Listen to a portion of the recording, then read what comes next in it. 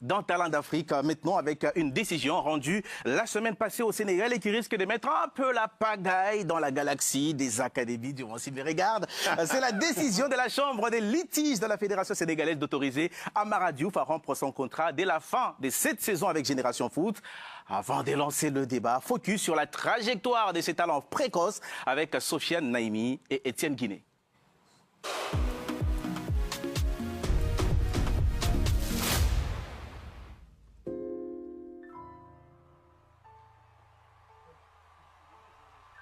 Je pense que c'est le foot seulement. Je regarde tous les matchs.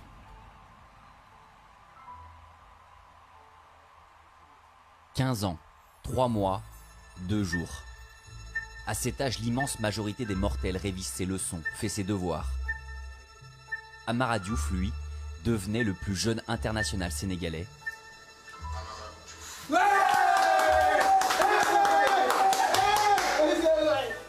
Comment? En entrant en jeu contre le Rwanda. Pourquoi? Car s'il est un mortel, son talent est hors du commun. Un ailier gauche explosif, habile des deux pieds. À l'image de son jeu, tout est allé très vite. Né le 7 juin 2008 à Pékin, il intègre Génération Foot en 2017, à l'âge de 9 ans. Mais ses premiers ballons, c'est dans l'école de football de son paternel qu'il les a touchés. Il a progressé vite puisque je l'ai entraîné dans le centre de formation FC Solar de Pékin. Moi, je suis plus fort que lui. Je pense que je peux aller loin parce que j'ai un bon entourage qui me remet sur terre et qui me dit les choses et qui me dit toujours la vérité. En jeune, il surclassait tout le monde. Parfois, le passage dans le monde professionnel peut être délicat. Pour Amara Diouf, rien ne fut compliqué et tout s'est enchaîné. Cannes U17 en mai 2023, il a porté le Sénégal jusqu'au sacre en étant élu meilleur buteur et meilleur joueur de la compétition. Quelques mois plus tard, c'est à la Coupe du Monde U17 qu'il délivre aux yeux de tous son talent. Qui est Amara Diouf?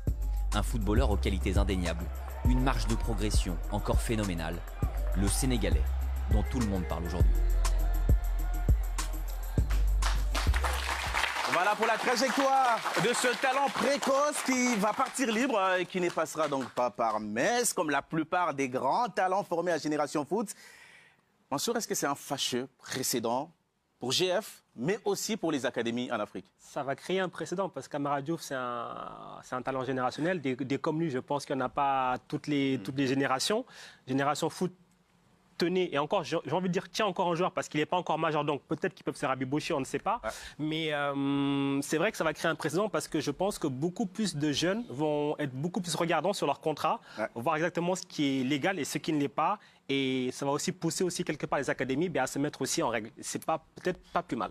Est-ce que vous êtes d'avis avec cette analyse? Ça risque de donner des idées aux autres talents qui n'étaient peut-être pas au courant qu'un mineur ne pouvait pas signer un contrat de plus de 3 ans. Oui, il y a eu une faille qui a été un peu décelée. C'est-à-dire qu'en règle générale, vous devez légalement signer pour 3 ans quand vous êtes mineur. Ensuite, vous pouvez prolonger. Mais là, c'est vrai que les académies en Afrique, elles signent pour 5 ans. Et quelque part, il y a une forme de logique. Quand vous signez un garçon à 13 ans, vous imaginez le transférer quand il est majeur. Ouais. Donc quelque part, dans l'esprit, il y a une forme de logique. Mais légalement, et par rapport aux règles, il n'y a pas de logique. Moi, pour moi, je vois 2 conséquences là, à court terme. La première, c'est que il y en a beaucoup qui ont signé pour 5 ans. Donc ils vont se retrouver dans la même situation.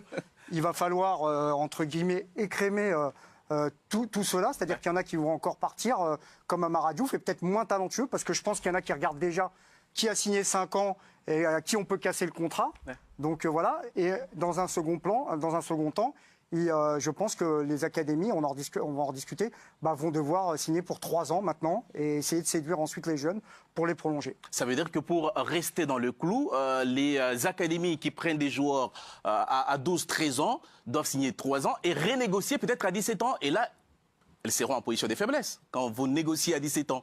Oui. Alors, si j'ai bien compris, ils peuvent partir qu'à partir de 18 ans. De 18 ans, de 18 ans. Absolument. En tout cas, il faut faire en sorte, dans les règlements, de protéger les académies. Ils les forment, ils les prennent très, très tôt. Ouais. Et c'est normal qu'ils soient mieux protégés. Ce serait quand même dommage de les laisser partir libres après les avoir formés, après les avoir entretenus.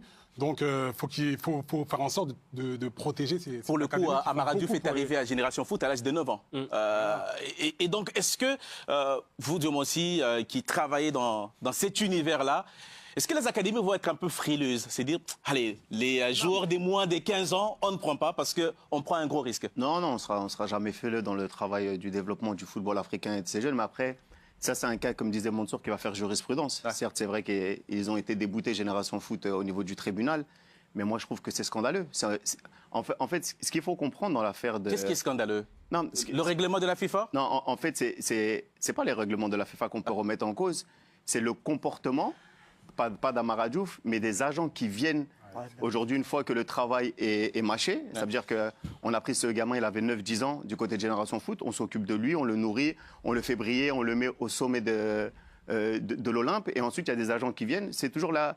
Il s'est passé la même chose avec Michael Faye du côté de Djambar quand il a signé dans les pays de l'Est et ensuite qu'on a transféré du côté du Barça. C'est exactement la même agence qui s'appelle l'agence Niagara qui est venue et qui a aujourd'hui séduit le petit. Ils sont passés par des agents uruguayens. On l'a ramené en Espagne. Aujourd'hui, Amara Diouf... Pour Nabil, c'est des bonnes guerres. Hein. Non, c'est pas... c'est une faille qui a été Non, mais en fait, c'est pas une faille. C'est pourquoi aujourd'hui le petit peut se permettre ça. C'est parce qu'aujourd'hui, il y a des agents qui sont venus et qui ont promis des choses à la famille. Il a été opéré du côté de l'Espagne sans l'autorisation de Génération Foot. On l'a amené là-bas. On est en train de chercher une faille pour dire qu'on va déplacer la famille en Espagne pour qu'il puisse signer. Aujourd'hui, ce gamin...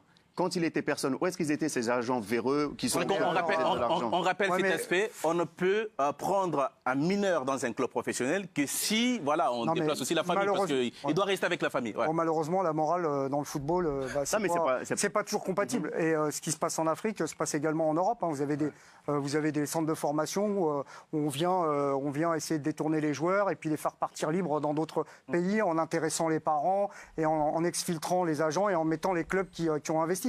Donc, pour répondre à ta question, moi, ce que je pense, je suis d'accord avec toi. C'est vrai que pour les questions en Afrique, c'est une question de survie pour les académies. Merci. Les centres de formation... C'est vrai qu'il y avait une relation, un contrat un peu tacite entre les joueurs et les académies. Ça veut dire on reste liés à l'académie jusqu'à sa majorité. Pour les grands clubs européens, les centres de formation, c'est une partie des recettes.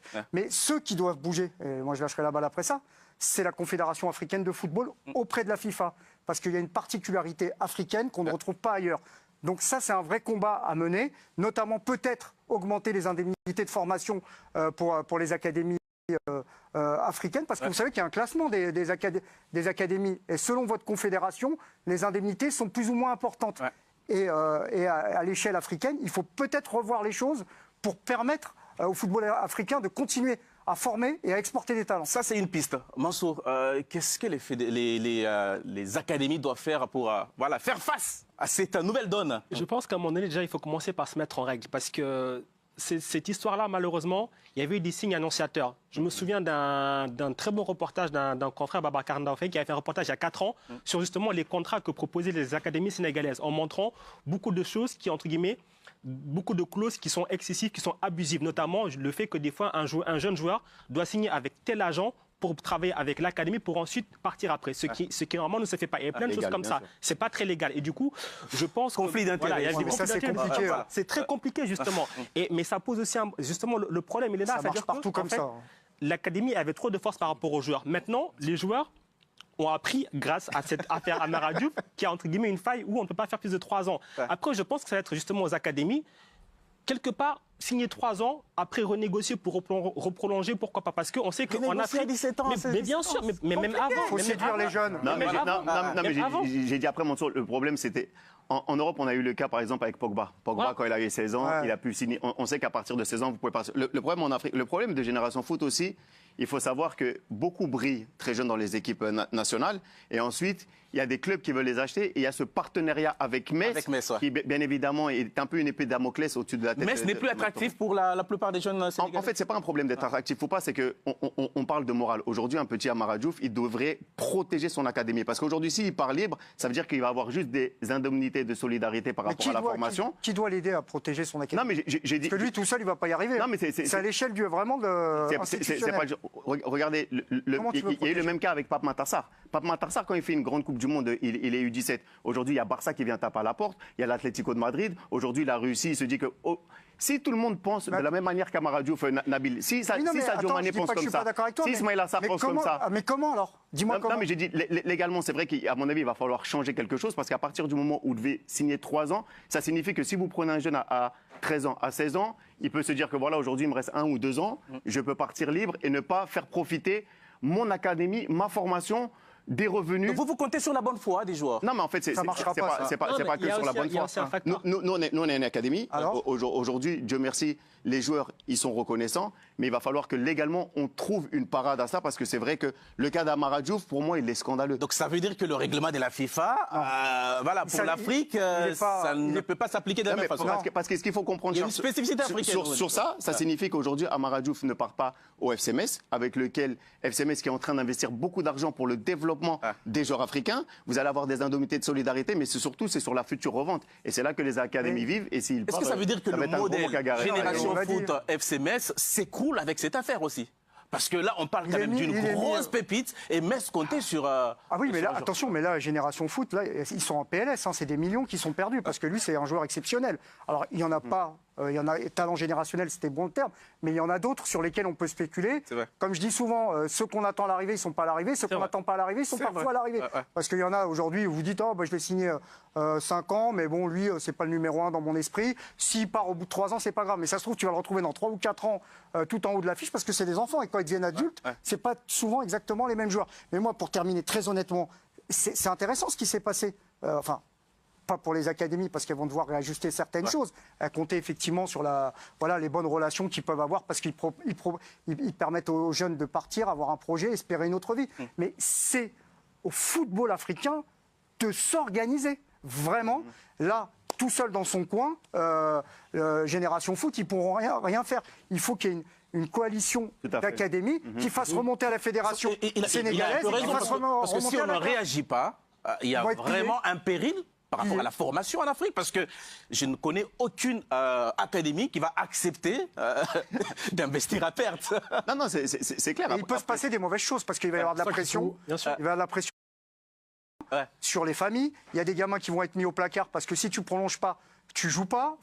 Enfin, mais après, il y aura des lofts. Après, il ne faut pas oublier... Les Africains, c'est plus sympa parfois. Vous pouvez quitter le continent que lorsque vous êtes majeur en Afrique. Ça veut dire qu'aujourd'hui, il va y avoir des joueurs qui vont se retrouver sans contrat, ils auront 16-17 ans. Exactement. On va leur dire, voilà, patientez, faites comme ci, faites comme ça. Joe, tu sais mieux que moi ce qui se passe pour les meilleurs.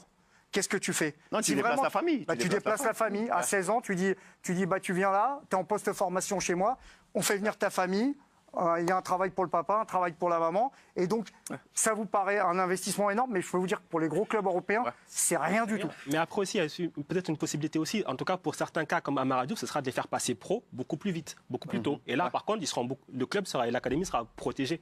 Ça va changer la donne. Voilà, messieurs, ce qu'on pouvait dire autour de cette question de la semaine. On n'a pas encore fini de parler de cette affaire.